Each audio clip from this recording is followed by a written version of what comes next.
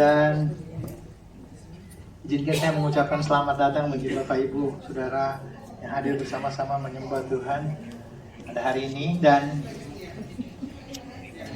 kalau Saudara hadir mengikuti sepanjang minggu, sepanjang awal tahun, kita berada di dalam satu seri firman Tuhan. Temanya The Mission. Bagaimana misi ini diinisiatif oleh Tuhan sendiri. Bagaimana Bapa yang begitu mengasihi kita. Dia tahu apa yang tidak akan pernah sanggup kita lakukan, yaitu menyelamatkan diri kita. Dia memberikan anaknya berkorban bagi kita. Dan bukan hanya itu, dia juga sewaktu kita percaya, dia mengutus roh anaknya untuk tinggal di dalam hati kita. Dan sehingga kita di-empower, diberikan kuasa untuk melakukan misi yang Tuhan panggil untuk kita lakukan bersama-sama. Sebuah misi yang bukan diinisiatif oleh kita sendiri, tetapi diinisiatif oleh Tuhan. Nah, kita akan belajar sama-sama dari Yohanes 4 ayat 31 sampai 38. Beberapa saudara mungkin cukup familiar dengan ayat ini, tapi saya akan bagikan sedikit background-nya sebelum saya masuk membacakan firman Tuhan bagi kita. Jadi Yohanes 4 itu kisah narasi di Injil di mana Yesus berjumpa dengan perempuan Samaria, gitu ya. Kalau ini sama ada, kalau saudara baca di Alkitab ada The Good Samaritans, ini mungkin the bad one, gitu ya. Ini yang kondisinya udah berantakan, ketemu Yesus. Nah, yang menariknya adalah dikatakan bahwa Yesus sebenarnya lewat di Kapernaum, terus dia lewat di Samaria. Dikatakan dia cukup letih, gitu ya. Lalu berhentilah Yesus di sebelah sumur.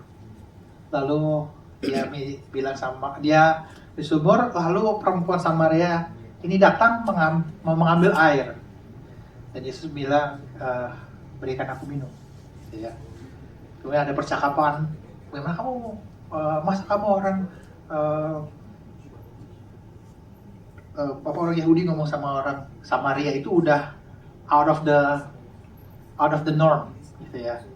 Ini rabi, lalu dia berbicara kepada orang Samaria dan wanita, gitu ya. Secara kultural konteks waktu itu hampir tidak pernah mereka temukan hal itu. Tapi Yesus berbicara, lalu di dalam percakapan ada banyak, kalau saudara baca, menurut saudara membaca di rumah, terus saya bilang, oke, kalau kamu tahu nih karunia Allah dan siapa yang dia berkata kepadamu beri aku minum, sebenarnya kamu yang akan minta minum dari aku, gitu kan. Sebenarnya gimana mungkin kamu kasih aku minum, kamu nggak bawa tempayan buat kasih aku minum. Pokoknya ada banyak lah, gitu ya. Lalu singkat cerita, perempuan ini mengalami perjumpaan dengan Yesus ngomong banyak hal, lalu dia bilang, wah oke nih. Lalu dia bilang, ini orang benar-benar rabi nih, ini mungkin dia Mesias, gitu. Lalu dia lari balik ke kotanya, ke Samaria, untuk kasih tahu semua orang, gitu ya. Lalu waktu dia pergi balik, murid-muridnya datang, gitu ya. Dan kita akan membaca dari ayat 31 sampai 38. Saya mengajak saudara bangkit berdiri. Kita akan membaca dari ayat 31 sampai 38. Oke. Yohanes 4 ayat 31 sampai 38. Sementara itu, murid-muridnya mengajak dia, katanya, Rabi, makanlah. Akan tetapi ia berkata kepada mereka, padaku ada makanan yang tidak kamu kenal. Maka murid-murid itu berkata seorang kepada yang lain, adakah orang yang telah membawa sesuatu kepadanya untuk dimakan? Kata Yesus kepada mereka, makananku ialah melakukan kehendak Dia yang mengutus aku dan menyelesaikan pekerjaannya. Bukankah kamu mengatakan 4 bulan lagi tibalah musim menuai? Tetapi aku berkata kepadamu, lihatlah sekelilingmu, Dan pandanglah ladang-ladang yang sudah menguning dan matang untuk dituai. Sekarang juga penuai telah menerima upahnya, dan ia mengumpulkan buah untuk hidup yang kekal, sehingga penabur dan penuai sama-sama bersukacita. Sebab dalam hal ini benarlah peribahasa, yang seorang menabur, yang lain menuai. Aku mengutus kamu untuk menuai apa yang tidak kamu usahakan, dan orang-orang lain berusaha dan kamu datang memetik hasil usaha mereka. Mari kita berdoa. Tuhan, kami berdoa biar Engkau yang mengungkapkan kepada setiap kami Tuhan, setiap pribadi dan juga sebagai gereja-Mu Tuhan, akan panggilan-Mu, akan misi-Mu bagi setiap kami Tuhan. Di dalam nama Tuhan Yesus. Amen. Silahkan duduk Bapak Ibu Saudara yang terkasih. Mungkin bagian Alkitab yang di sini kita cukup familiar. Saya juga cukup familiar baca bolak-balik. Apalagi mau dikotbahin kayaknya udah pada tahu, semangat gitu ya. Tetapi waktu saya siapin ini ada sesuatu yang buat saya membuka mata saya dan melihat saya betapa luar biasanya. Oke.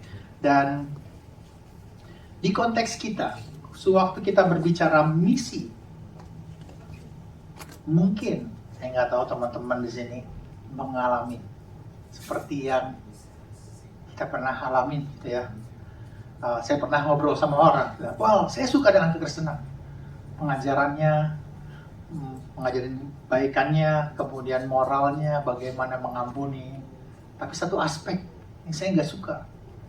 Kenapa orang Kristen harus punya misi untuk mengkonvert gitu ya, orang untuk jadi orang Kristen?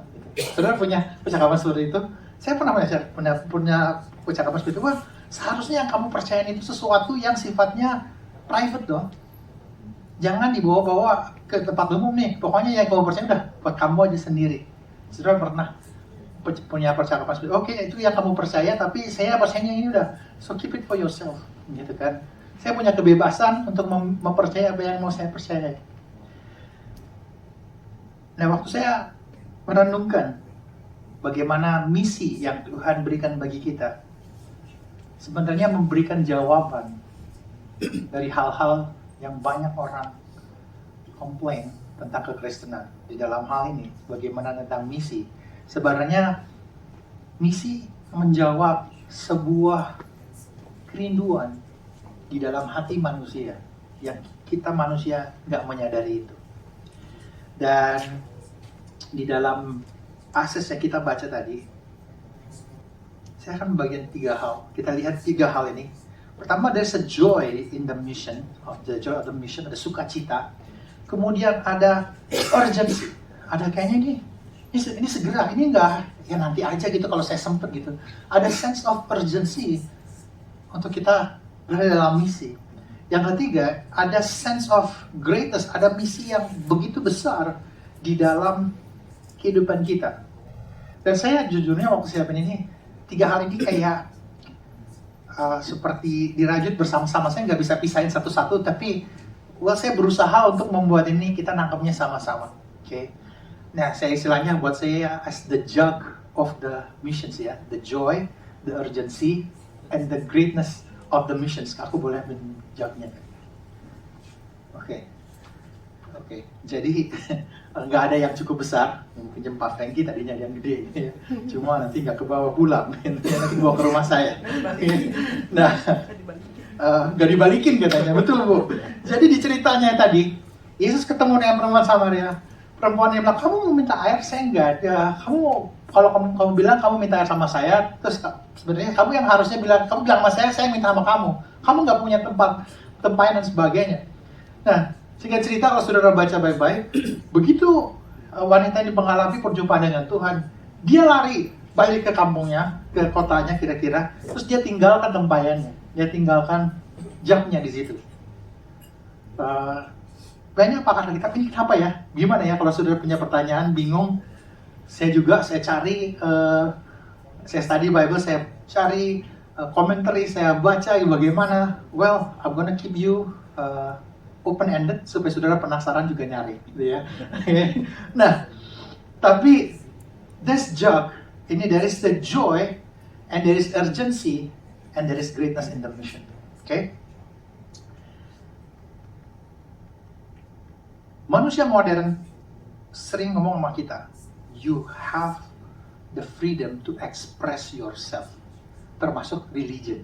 Okay? Oh bebas dong, mau ini dan sebagainya.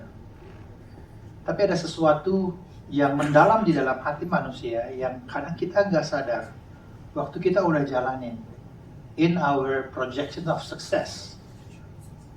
Bahkan waktu kita pikir kita udah sampai di dalam kesuksesan target yang kita ingin miliki, hanya untuk mendapati bahwa kayaknya kok ternyata belum sukses, belum nyampe.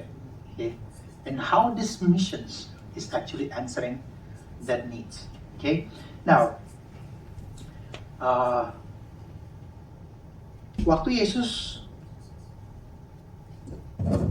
ketemu murid-muridnya lagi, jadi muridnya pergi cari makanan kira-kira gitu ya. Mereka tahu Yesus tuh lapar, ya. Bukan kayak Yesus lapar atau enggak gitu ya.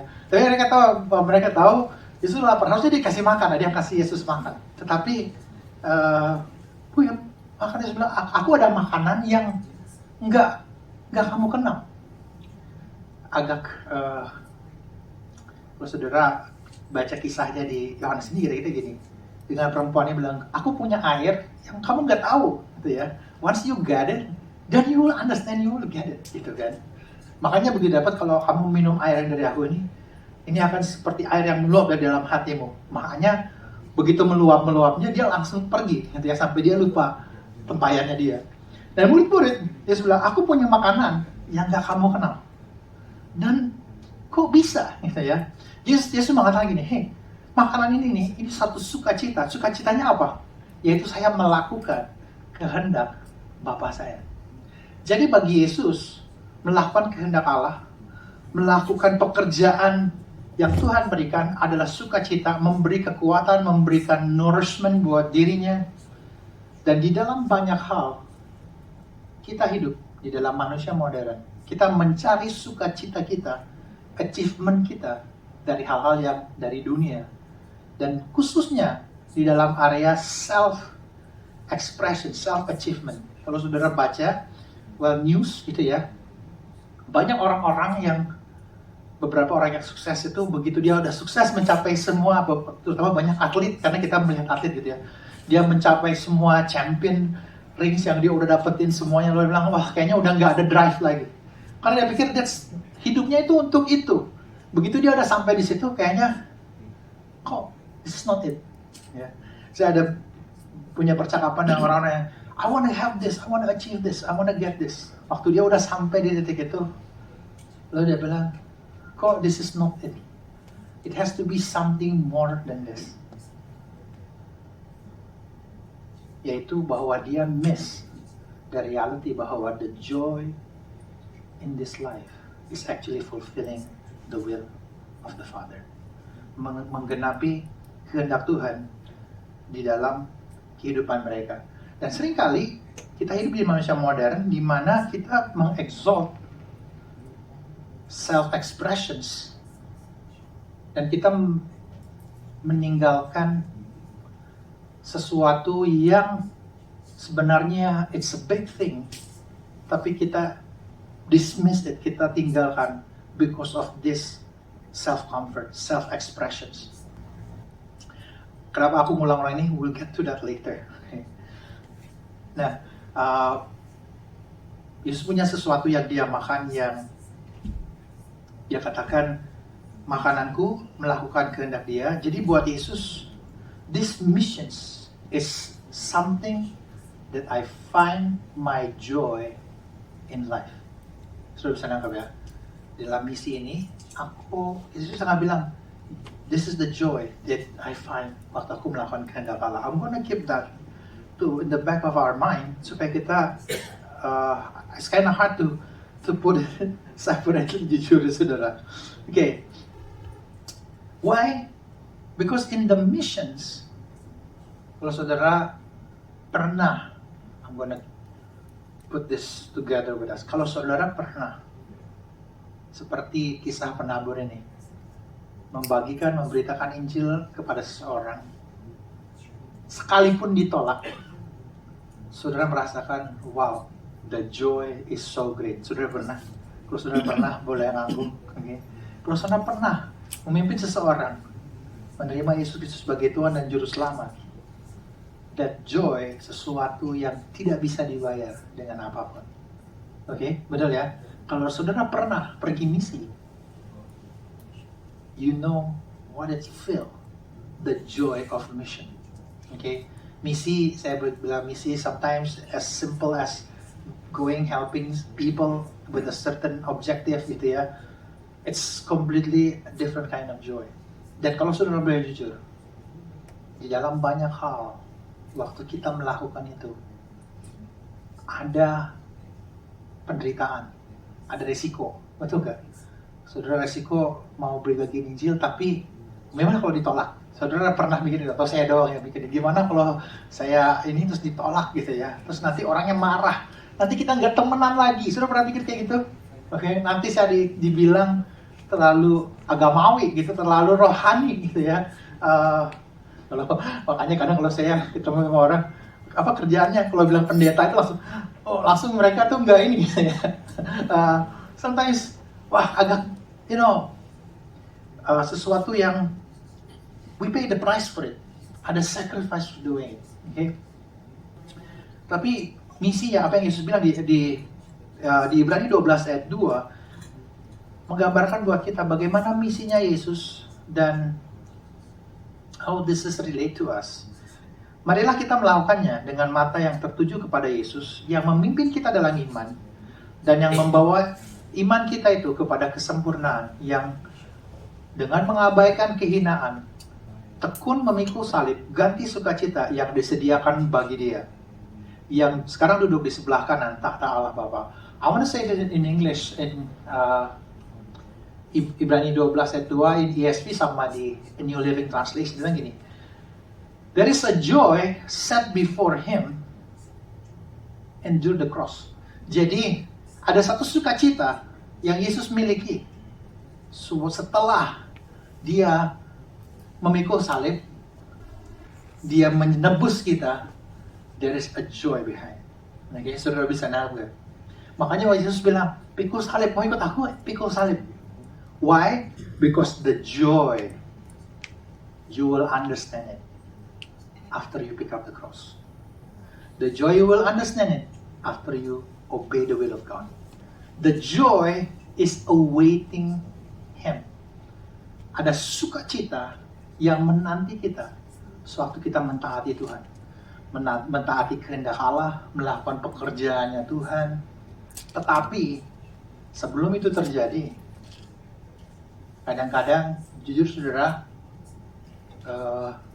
takut. Saya sering takut, udah kayaknya Roh Kudus dorong gitu ya, gimana nanti orang ini bilang apa, nanti gimana. Saudara pikir kayak gitu gak banyak gak? Oke, atau cuma saya doang nih? Tapi waktu kita berani melangkah, when we say it, that's the joy. Okay, I want to keep the joy for a while. The second part of this message is waktu Tuhan bilang, kamu menuai kehidupan yang kekal, ada sukacita. The second part yang Yesus bilang itu adalah there is urgency. Kamu bilang 4 bulan lagi, tapi saya bilang sama kamu sekarang nih loh, ini udah ada di depan mata kamu. Okay? Now, waktu saya siapin ini, kayak percakapan kok loncat-loncat gitu ya. Tapi sebenarnya jadi satu. Bagaimana Yesus bilang, hey, there is urgency. Urgensinya apa? Orang-orang perempuan Samaria ini balik bawa orang-orang. Wah, this is like a harvest. Ada tuayan. Kalau saudara baca, saudara pelajari Alkitab, mereka yang mengalami perjumpaan dengan Tuhan, the urgency of missions coming right away. Perempuan ini enggak, Yesus bilang, oke, kamu caranya kamu ngundang teman-teman di kota kamu gini ya. Ini cara ngundangnya. Kamu ikut kelas pelatihan dulu, enggak saudara. Dia sampai lupa tempayannya dia peringatan. Oke. Kalau saudara baca Yesaya, bagaimana dia ketemu Tuhan?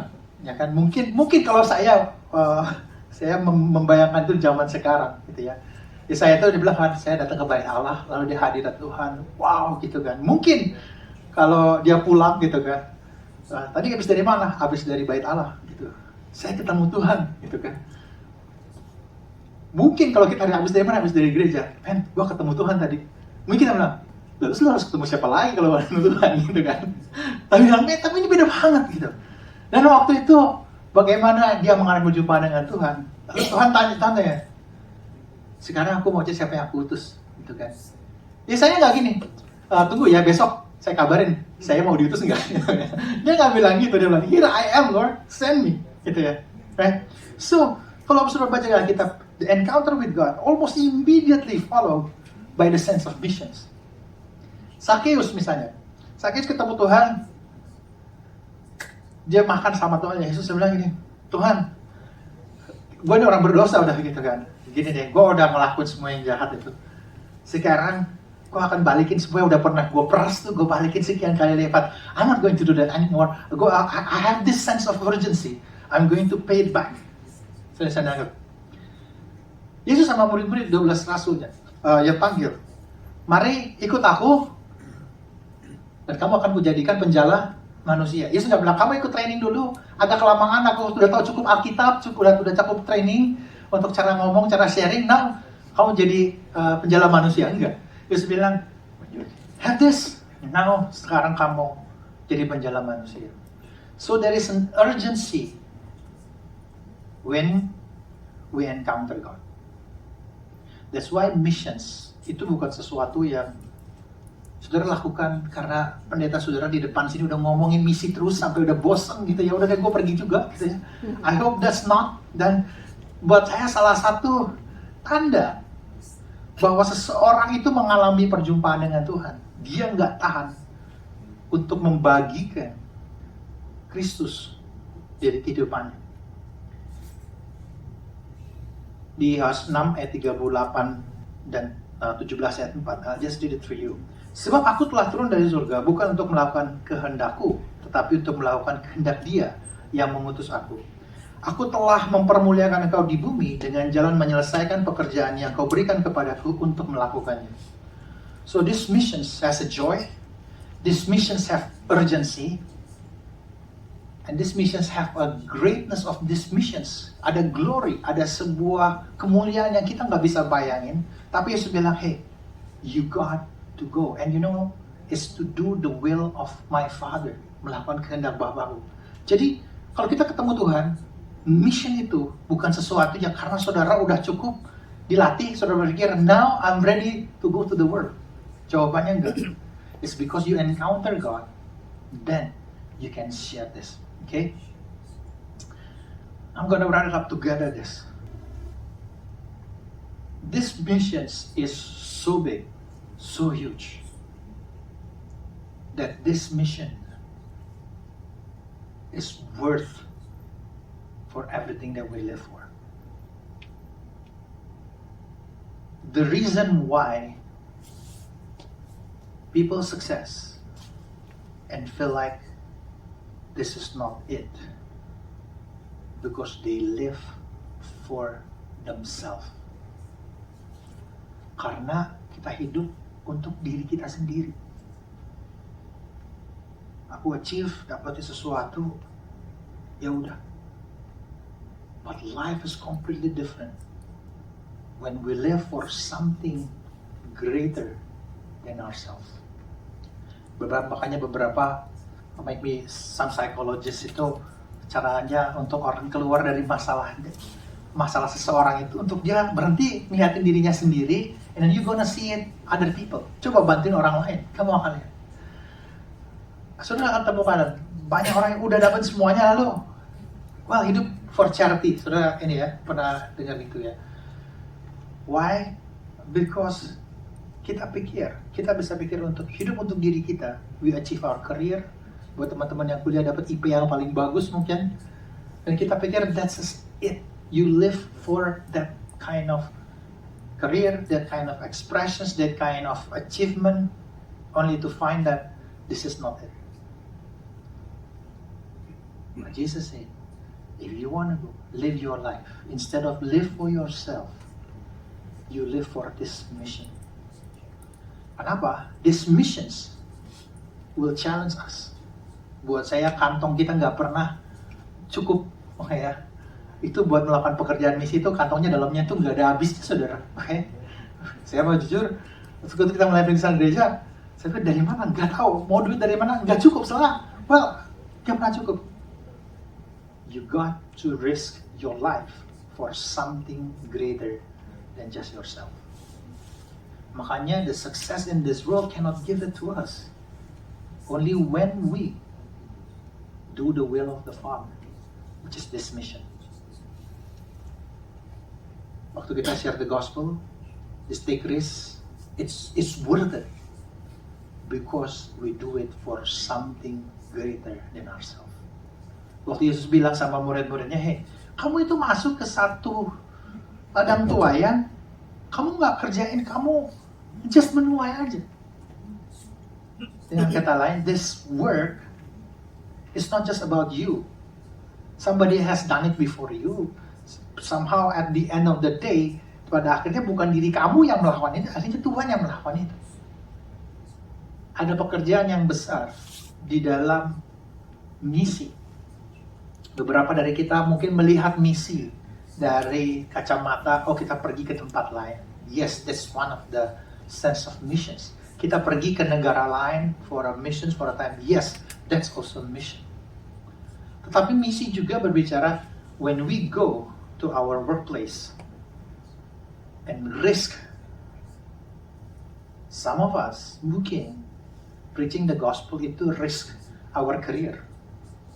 Some of us mungkin preaching the gospel itu risk our business. Some of us mungkin preaching the gospel risk our life. Sampai kita berani hidup untuk sesuatu yang lebih besar dari diri kita. Then we will find our happiness, our joy. Makanya buat orang di luar sana, they hardly to understand why Christians willing to do this. Because kalau mereka nggak pernah encounter God, they don't understand the urgency, they don't understand the joy behind it. Karena Yesus sudah kasih sama kita, hey, there's a joy, there's a greatness that I want you to experience it with me. Kalau saudara tanya sama saya, lebih enak mana? Stay aja nyaman gitu, atau go out and share the gospel, keluar gitu ya. Jawabannya tentu keluar, lebih punya challenge, nggak punya safety, nggak punya apa. Tetapi waktu kita melangkah, that's the joy that happen. Makanya Yesus bilang sama murid-muridnya gini, damai sejahtera bagi kamu, sama seperti Bapa mengutus aku, demikian sekarang aku mengutus kamu. The same power, the same urgency.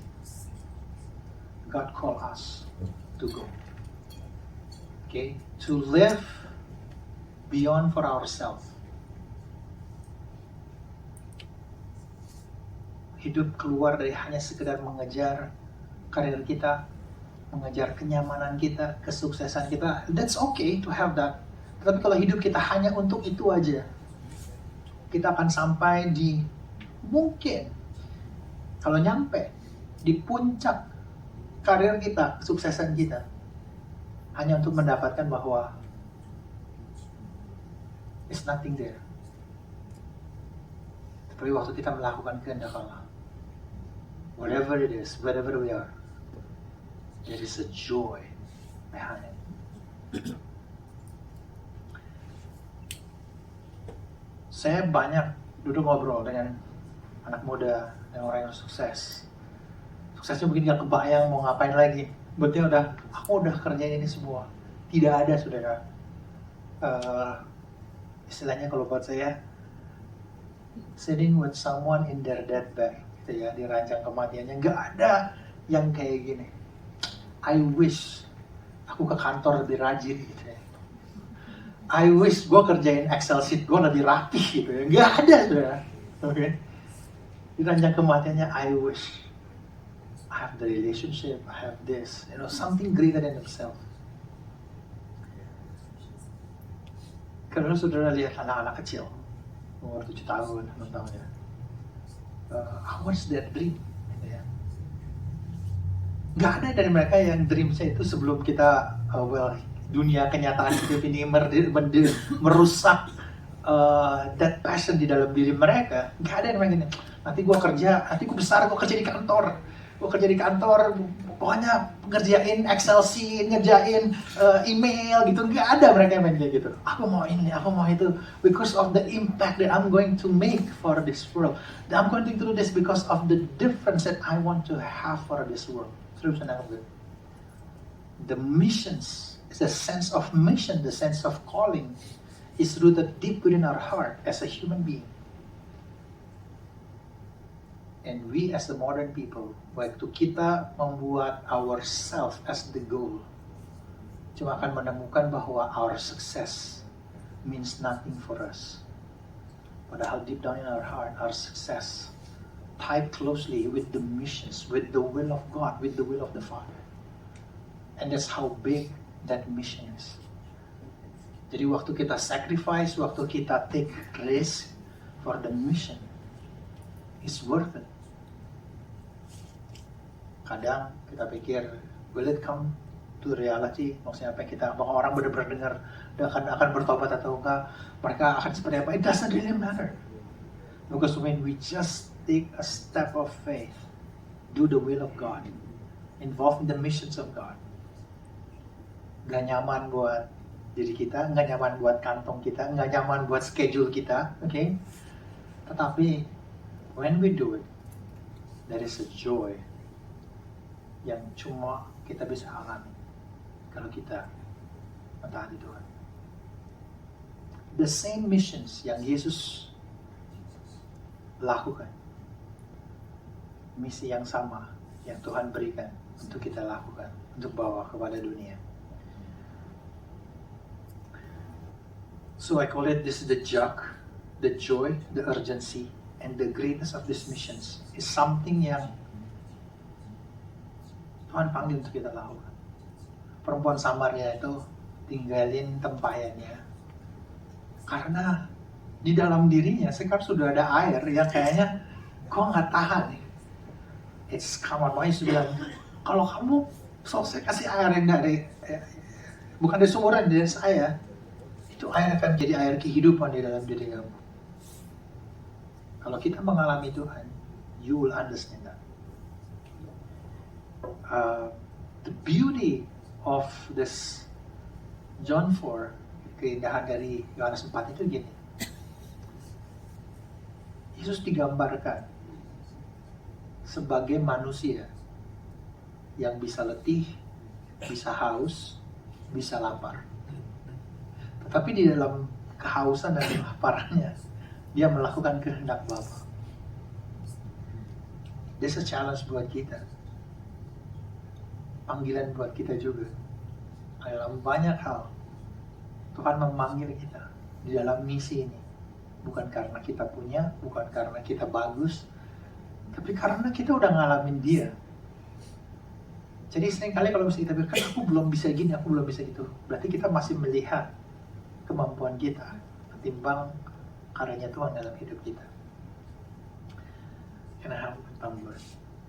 Oke, mungkin saya akan bawa modern versions of tempayannya kita, ya. Oke. Kalau jalan-jalan kemana-mana itu perlu bawa ini, ya. Saya ke luar negeri, minum, ada tempat minumnya ada, cuman kita harus bawa tumbler ya, buat tempat minumnya. Now, this is like the modern day of the jump. Ya.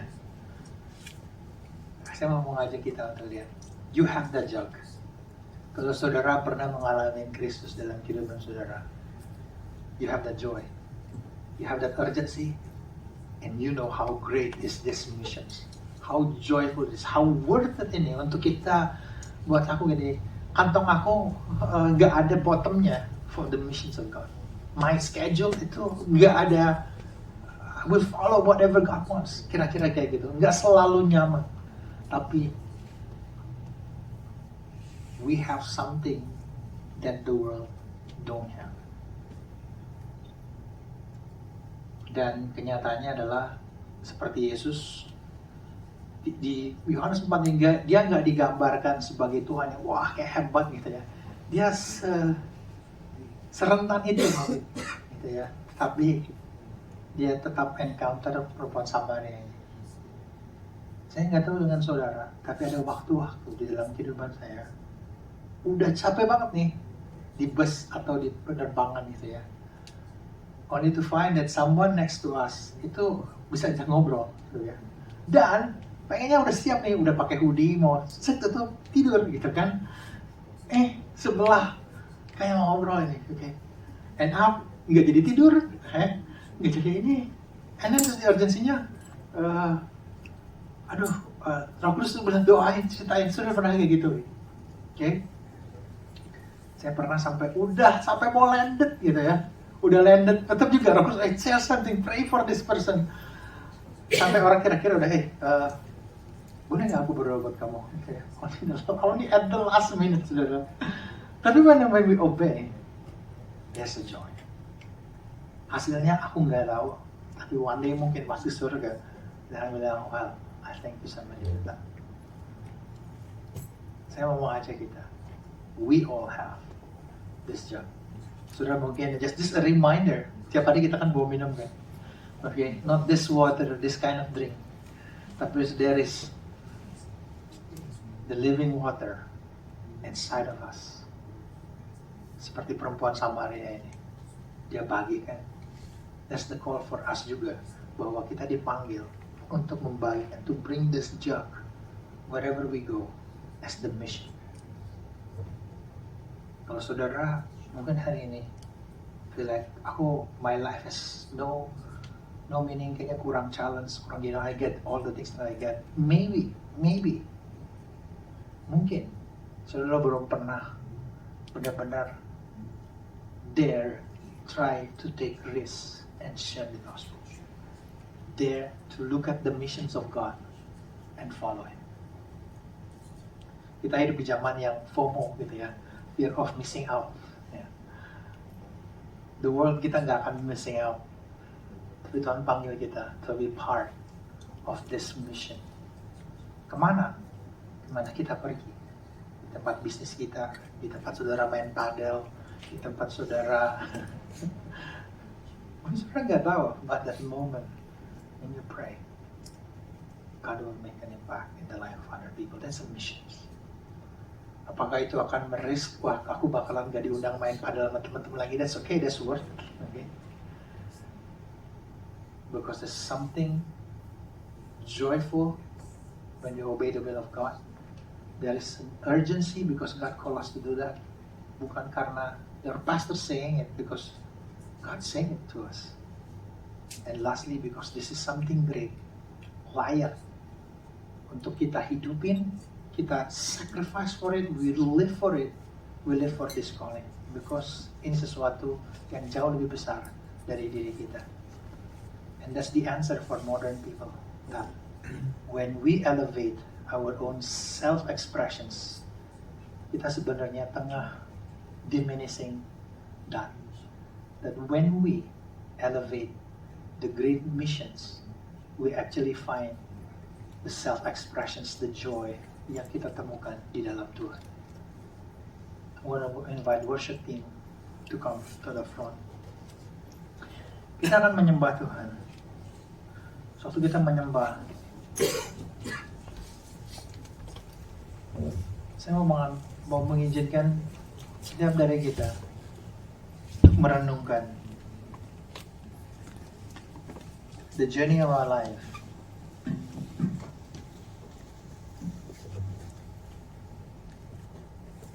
Do I live for myself, or do I live for something bigger than myself?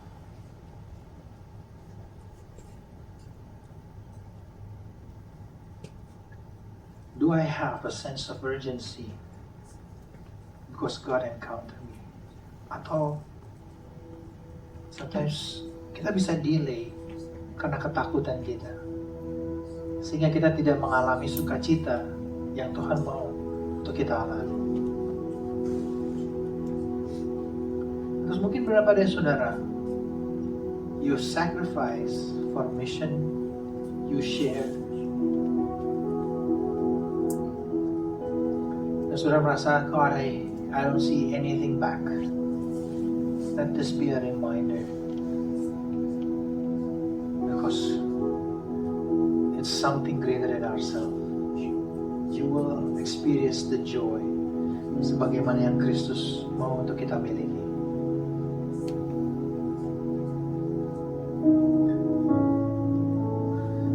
Saya mengucap syukur dalam kehidupan saya ada orang yang share the gospel to me. Padahal aku lari, aku gak mau dimuridin. But someone willing to swallow all the rejection, bahkan humiliations, karena gak bisa answer my question. Tapi gue mengucap syukur bahwa the gospel somehow come into my life and transform me.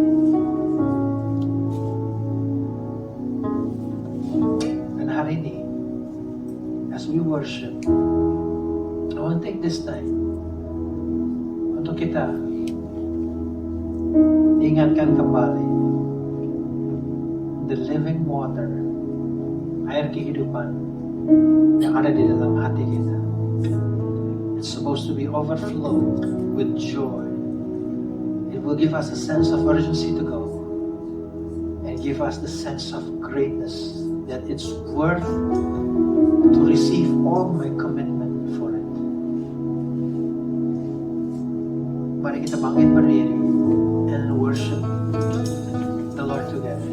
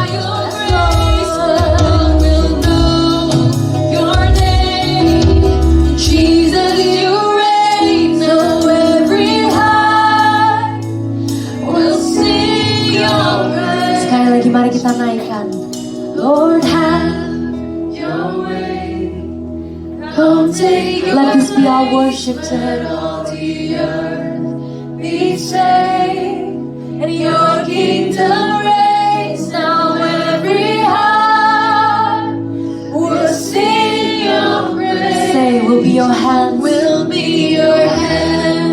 call us, Lord, by your grace. We're called by your